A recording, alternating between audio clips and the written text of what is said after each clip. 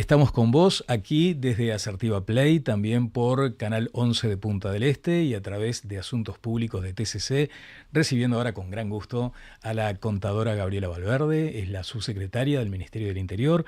¿Qué tal? ¿Cómo le va? ¿Cómo anda? Encantada de estar acá, Igualmente, Daniel. igualmente. Un gusto.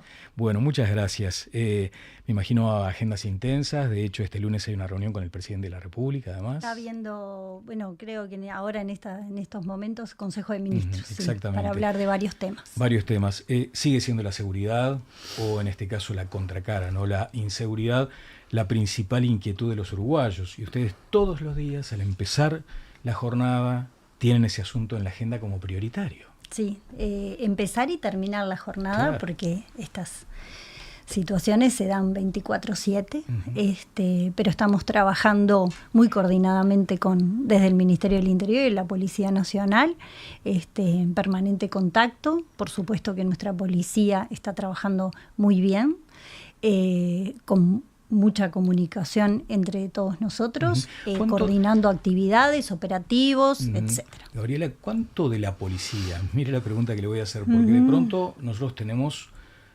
es sabido, un número importante de funcionarios ejecutivos, ¿no? Que están, como se dice, en la calle, cumpliendo esa tarea del policía en la calle.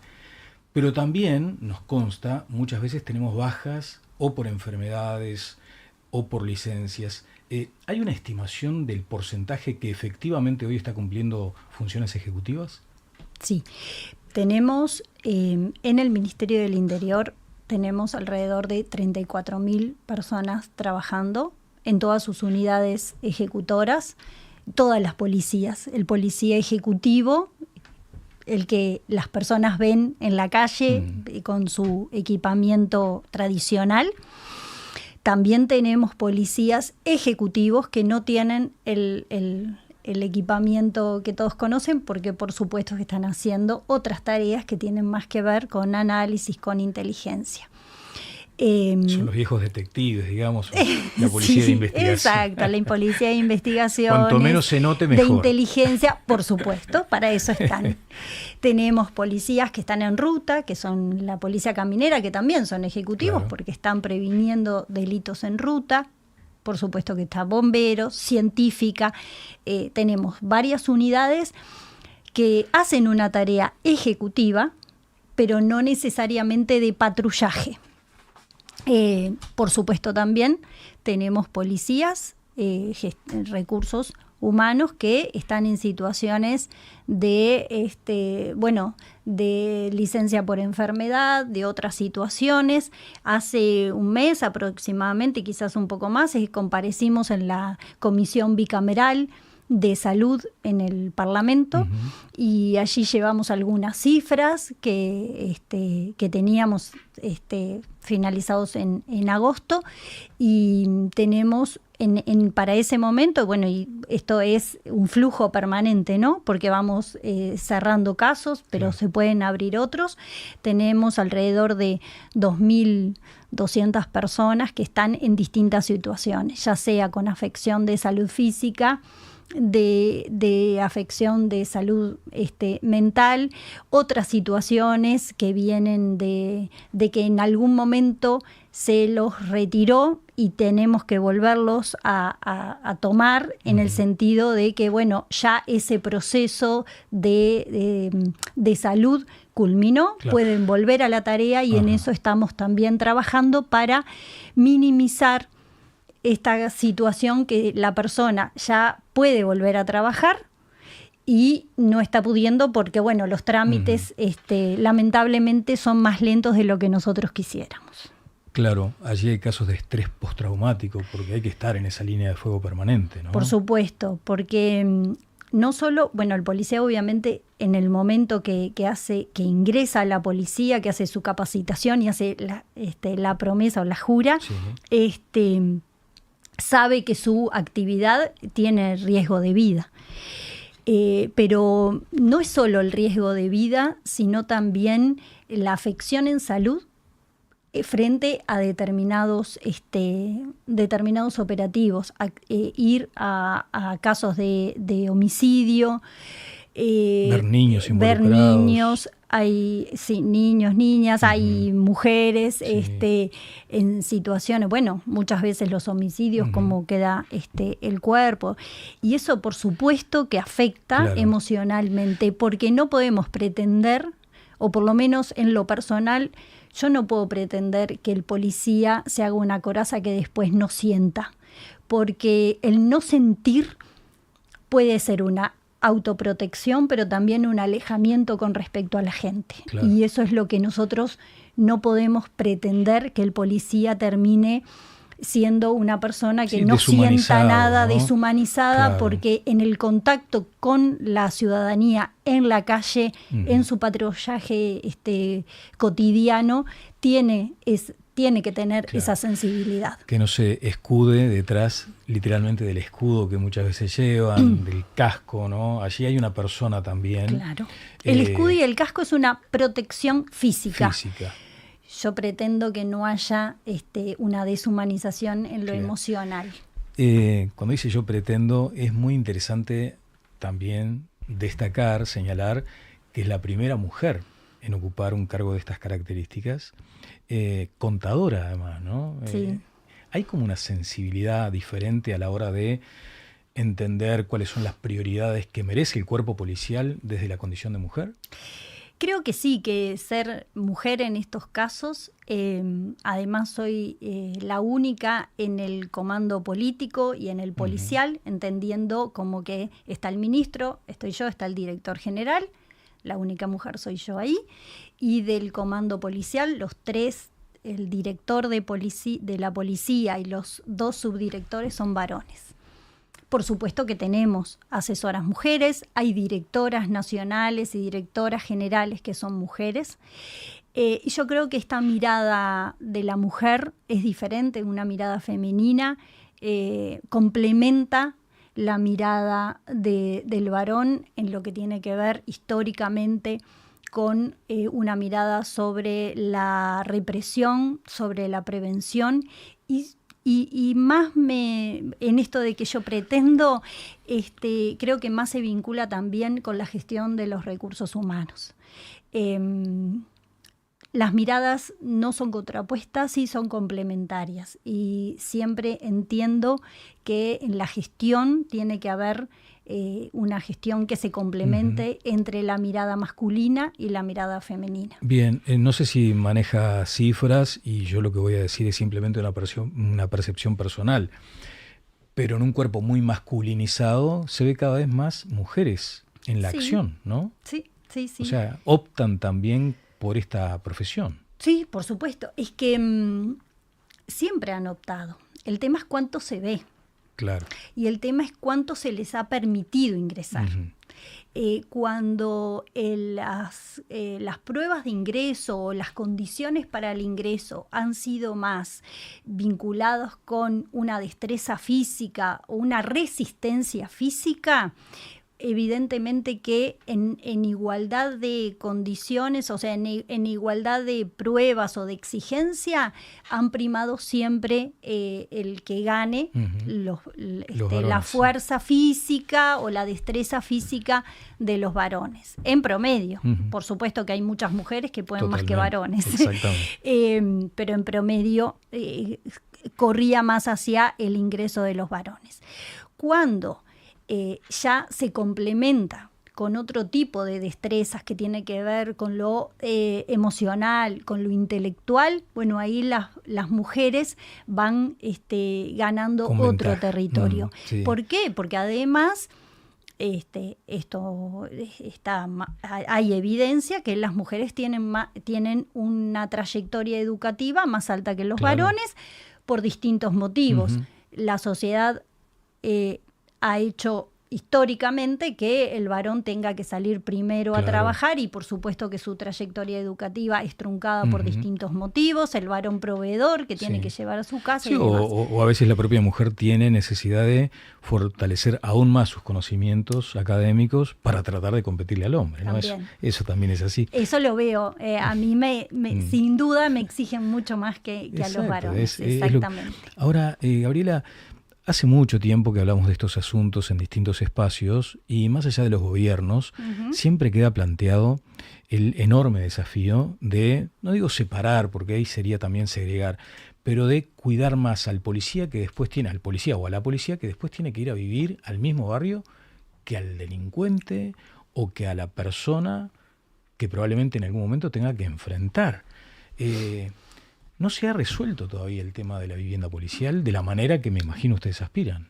No, no se ha resuelto de la forma en que aspiramos, por eso tenemos que trabajar mucho en este sentido. ¿El presupuesto marcó algo ahí? No puntualmente, sí tenemos acción, no en el tema de vivienda claramente, pero sí hay un Fondo Nacional de Viviendas que es gestionado por la Dirección de Asistencia y Seguridad Social Policial. Hay ya en camino, y siempre ha habido estas promociones y estos préstamos para vivienda, que evidentemente no son suficientes, claro, y eso lo tenemos que reforzar también, pero también tenemos que trabajar con respecto a la policía en la capacidad de endeudamiento que tiene la policía. Hoy tenemos una gran cantidad de personas que están endeudadas por demás, hay endeudamientos que son crónicos y por lo tanto el brindarle un préstamo para vivienda reconocemos que es un préstamo que después no se va a cobrar, claro, y ese dinero tiene que volver a un fondo para poder volver a prestar. En ese fondo obviamente es alimentado por policías en sus aportes salariales.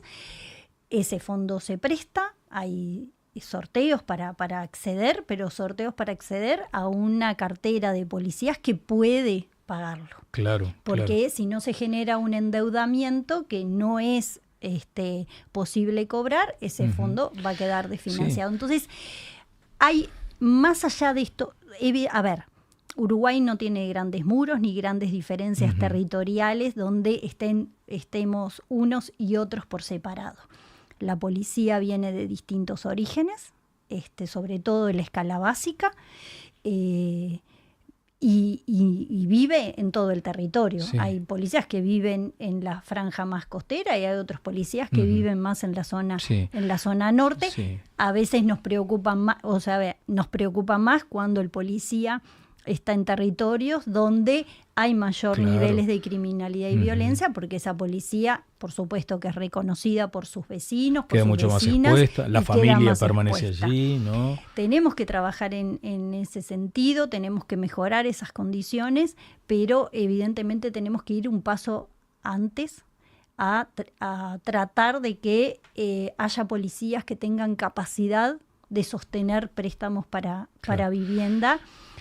Y no es solo con un aumento salarial real, que lo han tenido, sobre todo en los gobiernos anteriores del Frente Amplio, o un limpiasueldo sin otras, que también estamos pensando en esos instrumentos, pero también estamos trabajando con la Dirección de la Educación Policial, en su director Henry de León, cómo podemos llegar desde el inicio de su formación como policías, tanto para oficiales como para escala básica, para quien sale como agente, en temas de economía doméstica, ¿no? De cómo administrar su salario, claro. Fíjese, ahora para poder encarar el compromiso. Exacto. Usted venía mencionando esto de la necesidad también en esas áreas de mayor educación financiera, que es ni más ni menos saber administrar a veces los escasos recursos con los que se cuenta. ¿Y cuán riesgoso es que caigan en esta cuestión del gota a gota, por ejemplo? Bueno, sí, han caído otras personas. Que no ¿y por qué no los policías también? Exacto, ¿no? O sea, los policías no hay que verlos como una raza aparte, una casta diferente, está dentro de la sociedad muy y transitan como nosotros. Claro, exacto. ¿Cuál es el promedio de ingreso de un policía más o menos? ¿Hay como una escala allí? Hay, bueno, no, esto pasa de ser de agente, que es el grado más bajo. ¿Ahí cuánto se gana más o menos? Y ahí en promedio, porque tienen algunos complementos y demás, pero estarán en un líquido de 50, más o menos 50.000, más o menos. Ese es el piso. Sí. Bien. Quizás un poco más. Y bueno, después llegamos a comisario general que tienen otro tipo de ingresos. ¿no? Y para esta franja, entonces, ustedes están pensando en un sistema, en un modelo de limpiasueldos, por ejemplo. Se está trabajando con el Banco República en cuál es la mejor forma de hacer este limpiasueldos para poder que realmente genere un impacto en su proyección a futuro, y no sea un círculo vicioso de limpio el sueldo, pero me vuelvo a endeudar. Pero me entierro de vuelta, ¿sí? ¿no? Como pasa, pero a ver, pasa en la policía y pasa en desde cualquier... Pero claro, como estamos hablando con la Subsecretaría de Interior, en este caso... Ahora, yo me preocupo por estos recursos humanos. Gabriela, en términos generales tenemos una fuerza leal, digamos, ¿no? Sin duda. No lo pongo nada en duda. Perfecto. Más allá de lo cual, hay trámites administrativos que tienen que ver con algunos episodios que yo no sé si calificarlos de corrupción. ¿Usted entiende que, más allá de que sean casos aislados, ¿hay corrupción en la policía? No tengo evidencia. Corrupción como una red pensada, promovida y articulada, no. Lo he dicho en otras ocasiones, la policía son personas. Por lo tanto, débiles, como cualquiera de nosotros. Claro, ¿no? Tiene debilidades como cualquier persona. También es de hacer notar que la policía vive en esa línea muy delgada entre el bien y el mal, ¿no? Claro. Entre las conductas correctas y el delito. Pero si existen, son, muy aislados y muy puntuales. Claro. El número de sumarios no ha aumentado, por ejemplo, por estos casos. No. Tenemos una policía, tanto en la oficialidad como en la escala básica, muy comprometida. Hacen mucho esfuerzo y hacemos mucho esfuerzo por formarla. Ella, la misma persona, cuando ingresa a las escuelas departamentales o a la escuela de policía para cualquiera de las dos carreras, hacen mucho esfuerzo. Claro. Nuestra policía viene mayormente de Rivera, de Cerro Largo, el desarraigo familiar, la distancia que hay. Y lo... Sí, que a veces además venís del norte, de ese norte tan sacrificado. Exacto. Y tal vez el primer escalón tiene que ser cuidar una cárcel, ¿no?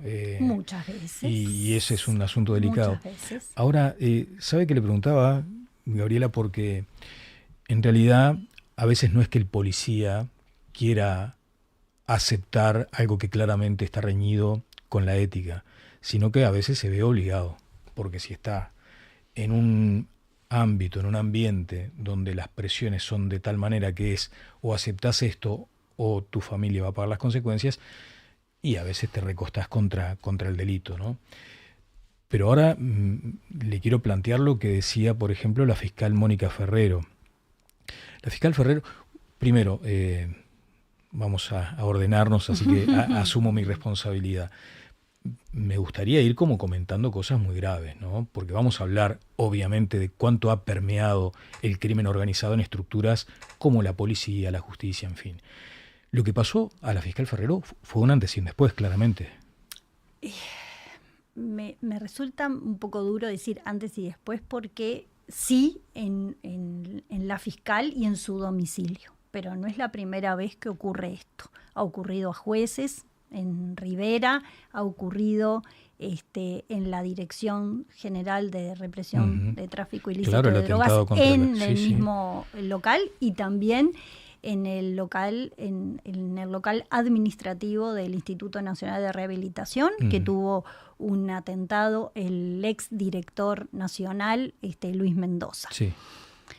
No es la primera vez. Pero es la figura, ¿no?, de la fiscal general. Sí. Y en el domicilio genera un impacto y una sensibilidad que, por supuesto, nosotros desde el Ministerio y desde la policía esa madrugada nos alertó. Enseguida convocamos al comando. A las pocas horas ya teníamos las primeras detenciones. Una investigación por parte de la Dirección General de Investigación Inteligencia Policial de la comisario Ana Sosa, muy profesional, donde fue reuniendo elementos, tanto en la investigación, tomando en cuenta obviamente la tecnología que tenemos y que hay en la ciudad. Pero una investigación que sigue abierta, ¿no? Sí. Sigue abierta esa investigación. Esto es una madeja que uno va tirando del hilo y va teniendo cada vez más elementos. Las primeras detenciones fueron importantes porque fueron las personas que generaron el hecho y era necesario tener esos elementos para continuar en la línea de investigación. Claro, para ver ahora dónde está la autoría intelectual.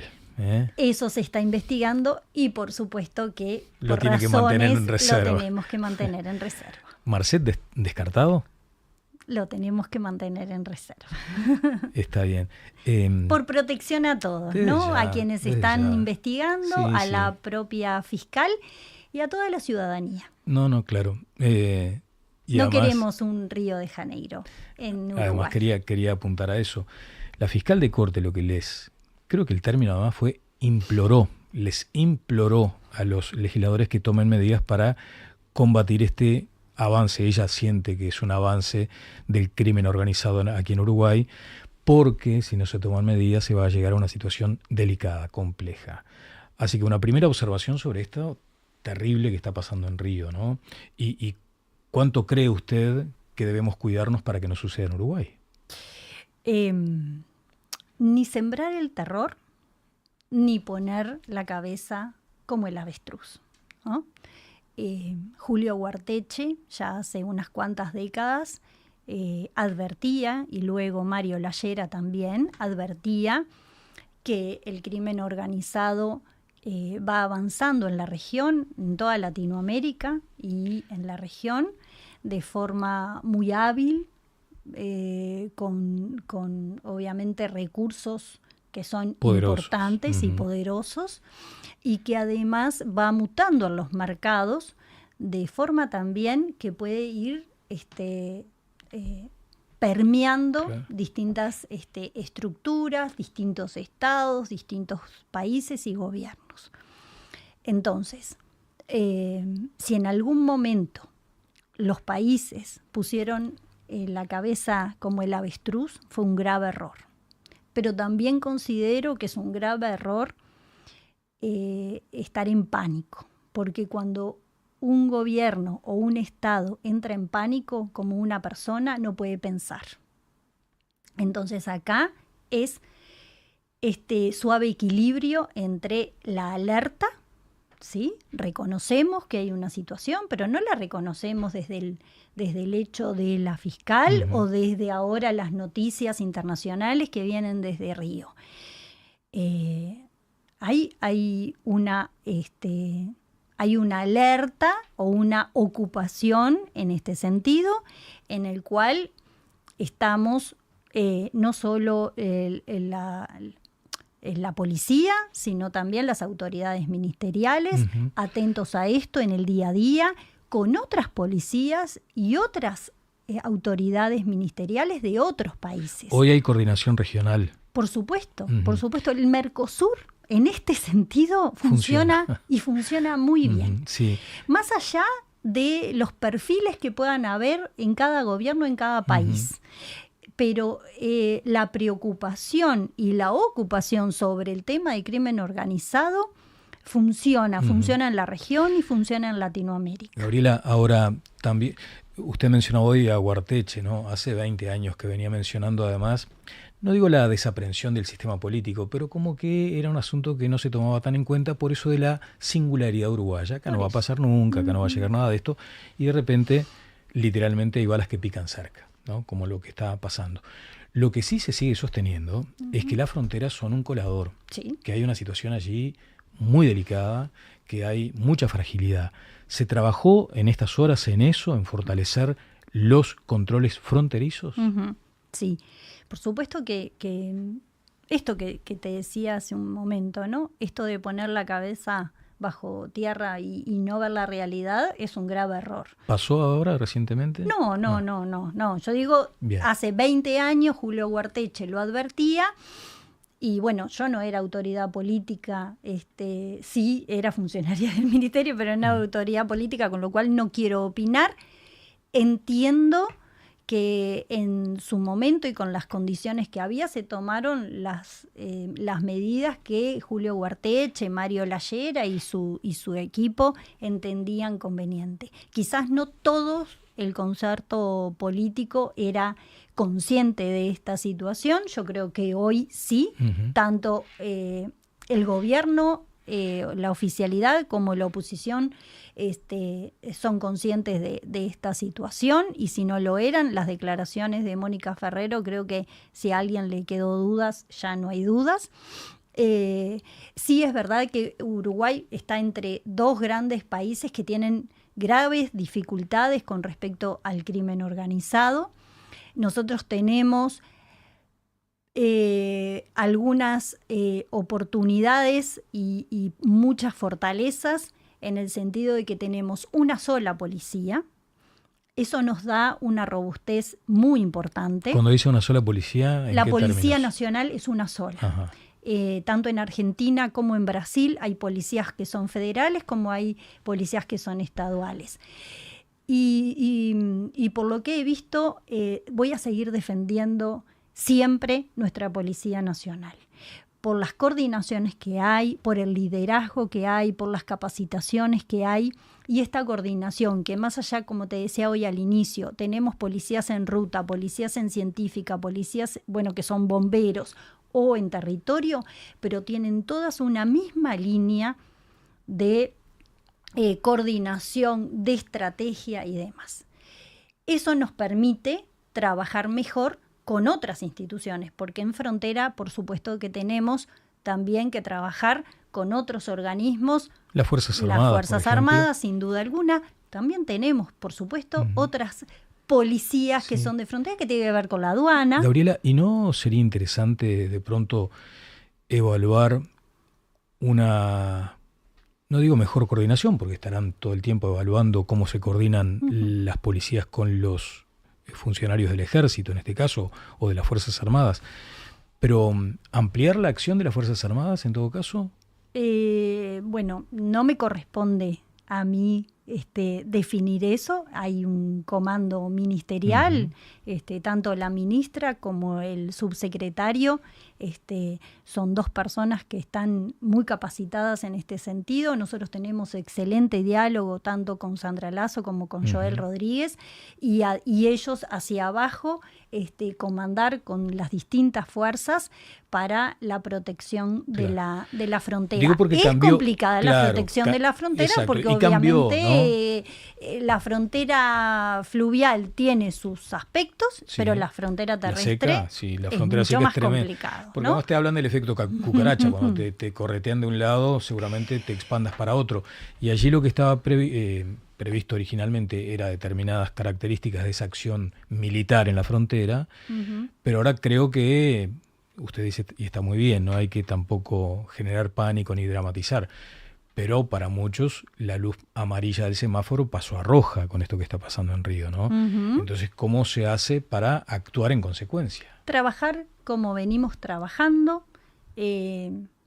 Nosotros trabajamos de una forma muy responsable, muchas veces en silencio, porque la estrategia policial tiene que ver con la discreción, con el silencio.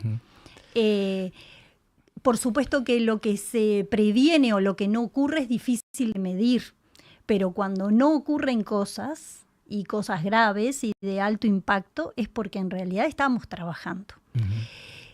Que la propia acción policial no nos permite adelantar o comunicar determinadas jugadas, porque eso es como me escucha mi hija en este momento, me está escuchando una persona que está delinquiendo. Totalmente. Y así como doy la información a la población que está ávida de saber que está protegida, también le estoy dando la información al otro. Entonces, en este sentido, yo quiero dejar un mensaje de nosotros no estamos con la cabeza en el hoyo, estamos trabajando, y no estamos trabajando desde la semana pasada, estamos trabajando desde siempre. Claro, hay un plan, dice usted. Y hay un plan, hay una estrategia policial. No es el plan que vamos a implementar ya más integral en 2026. Y desde el 2026. Pero estamos trabajando, porque si no estuviésemos trabajando, esto era otra cosa. Claro. ¿Y en base a qué plan? Le pueden preguntar. En este momento, sí. No, nosotros cuando asumimos el gobierno con el ministro y el director general, marcamos tres prioridades que teníamos que atender, que todas están relacionadas. El tema de los homicidios, que es el delito que más duele, porque obviamente es la violencia física, letal. Un tema de armas, que está relacionado con los homicidios, y el sistema penitenciario, que estos tres son tres líneas, tres puntos que además tienen cierta sincronía y sintonía. ¿Y el tercer punto? Armas, homicidio y sistema penitenciario. Y bueno, el tema de las cárceles. Con estos tres ejes iniciamos la gestión, fortaleciendo las capacidades de la policía, fortaleciendo la tecnología, coordinando mejor con otros ministerios. En ese sentido... Sí, ministerios, y no me quiero olvidar claro. de las intendencias y los municipios, porque estamos trabajando muy bien con las distintas intendencias, no importa el color político, y con los municipios también. Bien, Gabriela, bueno, era de escándalo el número, cuando se conoció el dato de armas en poder de ciudadanos comunes, ¿no? O sea, es una sociedad armada, ¿puede decirse? Sí. Y no sabemos, o sea, este número es una estimación. Es una estimación. Exactamente. Por supuesto que el problema está en que no sabemos y la mayor parte de este armado es de la delincuencia. Eso. Y después, a mí me llama la atención, porque en un momento todos teníamos como la sensación, como ciudadanos comunes, ¿no? Teníamos la sensación de que la mayor cantidad de homicidios, que en algunas zonas en algunos puntos de la zona metropolitana eran al nivel de Centroamérica, decíamos que era aquello del cruce de bandas, de la pelea por el territorio, y sobre todo que era eso, la guerra entre grupos criminales narcos. Sin embargo, no es el número mayor de homicidios el que tiene como consecuencia este tipo de enfrentamientos, ¿es correcto? A ver, los homicidios ocurren más en determinadas zonas. Sin duda. ¿Sí? Eso está más que estudiado. Mientras tenemos en la franja costera una tasa de homicidios que es de países de avanzada, ¿no? Nos corremos en Montevideo, que es pequeño. Nos corremos media hora y pasamos de menos de un punto, 0,2, a 45 la tasa de homicidios cada 100.000 habitantes. Eso es tremendo. Cuando miramos quiénes son las víctimas y quiénes son los victimarios, bueno, obviamente está determinada la zona, y las víctimas son varones, en su gran mayoría, víctimas que son jóvenes y que son pobres. Eso nos alerta en que podemos generar algún tipo de disuasión focalizada para poder, porque históricamente se ha dicho que los homicidios no son prevenibles. Bueno, obviamente el caso a caso no, pero sí cuando uno tiene un mapa en cuanto a dónde ubicamos a los homicidios, ¿no? En el territorio, pero además quiénes son las potenciales víctimas, que son varones y jóvenes, y que han tenido alguna trayectoria delictiva, que no necesariamente son todos entre bandas, pero que sí, si uno mira, han tenido Una amplísima mayoría tiene algún punto de contacto. Algún ¿no? punto de contacto. Y lo de los interruptores, porque primero que me haga una precisión. Efectivamente, la información relacionada con la eficacia de los interruptores ¿ha sido declarada reservada? No, porque todavía no hemos tenido la evaluación de impacto, Ajá. que va a venir en marzo. Perfecto. Esa información va a ser pública. Sí, por supuesto. ¿Y claro. desde su punto de vista ha funcionado el sistema? Sí. Bueno, son de estas cuestiones que te comentaba. Lo que se previene muchas veces no se puede medir. Uh-huh. Nosotros asumimos el gobierno con este instrumento que nos deja el gobierno anterior, con una evaluación de diseño, ¿sí? Eso sí, teníamos una evaluación de diseño del equipo que hizo la evaluación es Emiliano Rogido, entonces claro. Al trabajar con nosotros también alimenta este proceso. Hemos, digamos, salvado algunas cuestiones que se definían como oportunidades de mejora en cuanto al diseño y la implementación.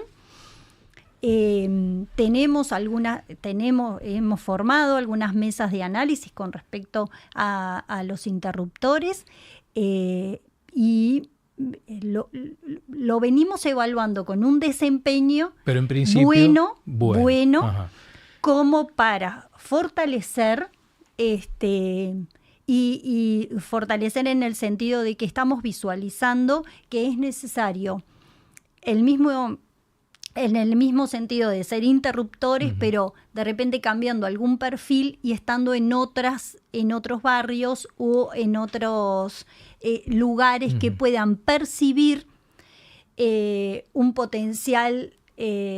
potencial violencia claro. o demás, y que tenemos que irle abordando hasta tanto tengamos la evaluación de impacto, que la estamos contratando, porque todo esto es como un proyecto del Banco Interamericano claro. de Desarrollo, en marzo. Bien. Lo habíamos estimado para septiembre del año que viene y estamos viendo si la podemos adelantar, porque es importante, por supuesto, tener información. Ya como cierre, una pena, nos ha quedado una cantidad de temas. Sobre Vuelvo todo el asunto, cuando gusten. Y vuelva para abarcar este asunto carcelario, que sé que a usted le preocupa muchísimo, hace mucho tiempo, ¿no? Sí. Pero vinculado a esto, ¿no? El interruptor era como una persona que se integraba a la sociedad en la que vivió siempre, que tenía como los códigos de esas poblaciones, de esos sectores de ciudadanos. Por lo tanto, tenía como, si se me permite el término, era medio vaquiano en el barrio, ¿no? Para tratar de lidiar con conflictos. No necesariamente son liberados. No son liberados siempre, exacto. No. Pero había picos que vos decís, ¿cómo puede ser que esta sociedad se haya vuelto tan violenta? Vamos a salir de los barrios para un fenómeno que nos ha llamado a todos la atención. ¿Cómo puede ser que 100 motociclistas o 90 o 50 o 30 ocupen 18 de julio, propios, avenida, o lo que se les cante y cometan estos robos piraña?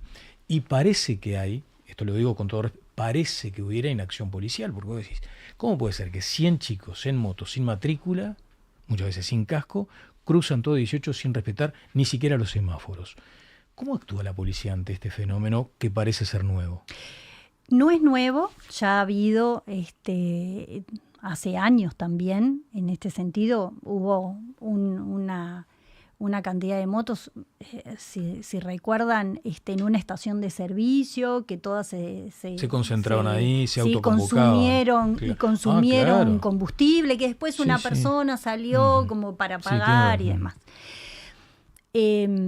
Por supuesto que las redes colaboran mucho con esto, porque se vinculan a través de una llamada de decir, se autoconvocan y después se viraliza todo. Se viraliza y genera este caos. La policía está atenta a esto, por supuesto que tiene también sus redes para conocer dónde va a ocurrir y también, ¿no?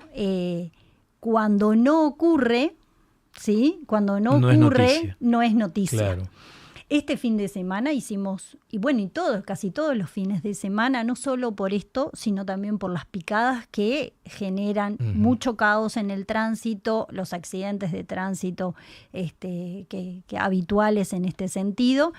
Y estamos permanentemente mirando cómo viene los autos convocados, cuando se autoconvocan, por dónde están. O sea, la policía sabe, por ejemplo, de una convocatoria, ¿no? Vamos a imaginar, nos juntamos el domingo, no sé, en el Obelisco, y ahí arrancamos por 18.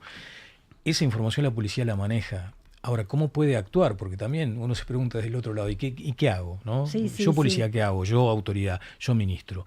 ¿Cuál es el plan ahí? Y hay operativos que ya estamos haciendo, donde hay control, se llega al territorio y hay control en este sentido, viendo el tema de las motos, de quienes están en las motos, cuáles son los que están en infracción. Hay un registro, entonces, se toma como antecedentes. Y bueno, hay tecnología que colabora con esto. Las cámaras, por ejemplo. Las cámaras, sin lugar a dudas. Y además la policía que está en territorio y ve cuáles son las motos y los motociclistas que están en infracción. Pero esto es incautar motos, y vuelvo, porque el mercado... y eso también estamos trabajando incluso con las intendencias, y con la Intendencia de Montevideo y con UNACEB. Basta con comprar una moto. Claro. Y se saca la chapa, no se registra. Cuando uno compra la moto, debiera salir con todo. Sí, ahí creo que había un trabajo como pendiente con los importadores también, exacto, ¿no? Y es lo mismo que con las armas, salvando la diferencia, ¿no? Pero uno no puede comprar una moto. A ver, cuando uno compra un auto, sale de si no está empadronado anteriormente, de la concesionaria hasta seguro. con todo. Patente, el registro, el seguro y demás.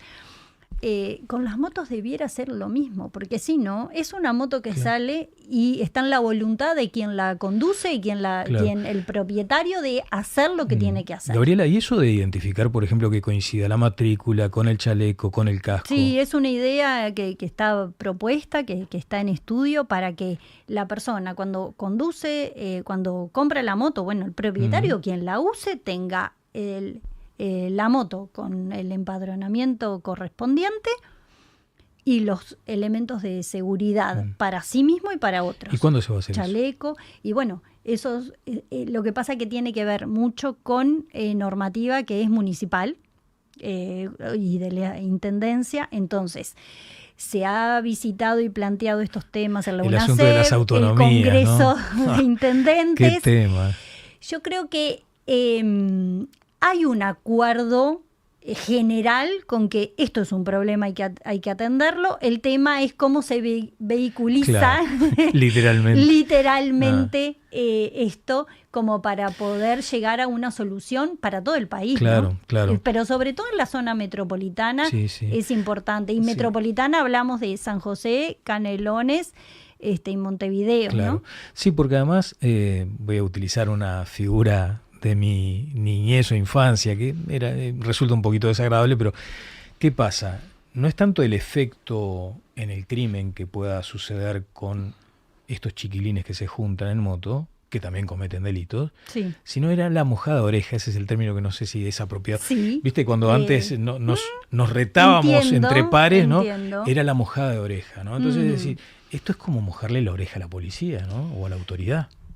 Es como un desafío. Sí, ahí va. Es desafiar los límites entre lo preventivo y lo represivo. Claro. Y por supuesto que la policía siempre tiene que actuar en su fuerza, ¿no? En relación con el delito que se está cometiendo. Claro. Y eso es una línea muy fina, delgada, muy finita, sí. Que quizás para otros países con otro perfil es mucho más sencillo. El tema es que mucha gente dice, bueno, hay que reprimir y caño, bueno, estas cosas que salen en redes que son las menos, pero hacen ruido, hasta que le ocurre a alguien de su familia. Claro. Porque nadie está salvo. Nadie está salvo. Entonces, la policía lo primero que tiene que hacer es proteger la vida de todas y de todos. Entonces, la relación de la fuerza con respecto a estas movidas tiene que ser muy medida. Sin dudas. Sin duda. Bueno, Gabriela, muchas gracias por estos minutos. Una cortita a cuenta de hablarlo más adelante. Sí. A veces se habla como para, no digo bajarle el precio a las bandas de crimen organizado, a las bandas narcos, ¿no? Se dice que es crimen desorganizado, ¿no? Dice, crimen, no, son banditas. Acá creo que hay un registro de unas 50 bandas importantes, ¿no? No tenemos una evidencia constatable, verificable. Porque se habla. Uruguay está dentro de un territorio, de un continente, de una región y de una que es la más región violenta del mundo, de, además, ¿no? De las más violentas. De las más violentas, de la más desigual. Vuelvo al inicio. No podemos generar pánico. No estamos en situación de otros países sin lugar a dudas. Tampoco podemos ponernos de panza al sol. De panza al sol, porque te dicen, no, mirá que puede haber entrado el primer Comando Capital, el Comando Vermelho, que es el que provocó todo esta guerra, este caos en Río.